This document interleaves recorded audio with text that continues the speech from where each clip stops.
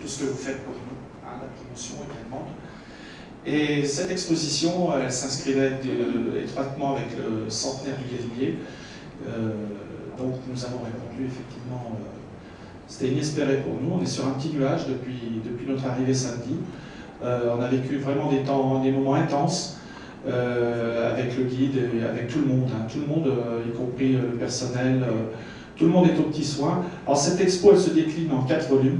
Vous avez la rétrospective du Tour, qui a été prêtée conjointement par le comité départemental olympique et sportif de Saône-et-Loire, M. Bernard Poncelan, président, qui retrace effectivement les temps héroïques de ce Tour de France. Premier tour en 1903, 6 000 étapes, Paris, Lyon, Marseille, Toulouse, Bordeaux, Nantes, ville d'Avray, avec des moyennes de 26 700, des vélos qui approchaient les 11 kg, enfin vraiment les forçats de la route.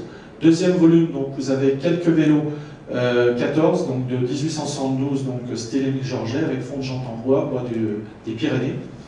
Vous avez également un vélo Lotto, du journal Lotto, donc de 1936, 3 vitesses, dérailleur simplex. Vélo Bottecchia, donc Bottecchia, vainqueur du Tour en 24-25. Donc ce vélo est de 1966, avec des dérailleurs Campa, super record. Le cadre Renault Cécile Peugeot, donc années 70, hein, PY 102, 103, donc on est dans les années Bernard Thévenet, qu'on a essayé de joindre et qui s'excuse de ne pas être présent ce soir parmi nous, avec Bernard Hinault. Et donc, troisième volume, bon, vous avez ces galeries de portraits, donc noir et blanc, photos 4 murs, donc du journal L'Équipe. Tous les anciens reconnaîtront bien sûr Maître Jacques Anquetil, Louison Bobet, je vais sans doute oublier Hugo Cobet, le pédaleur de charme, en passant par Jean Robic. Vous avez également des toiles infographiques sur vos différents cols briançonnais qu'on a pu découvrir hier avec respect, notamment un col que je méconnaissais totalement, le col d'Isoire, parce que je crois qu'on dit le col d'Isoire, par les deux versants, donc, la case déserte, et puis surtout la stèle Copie Bobet. Le Galibier, bien sûr, hommage à Henri Desgranges, la route des Grands Cols, avec l'Alpe d'Huez.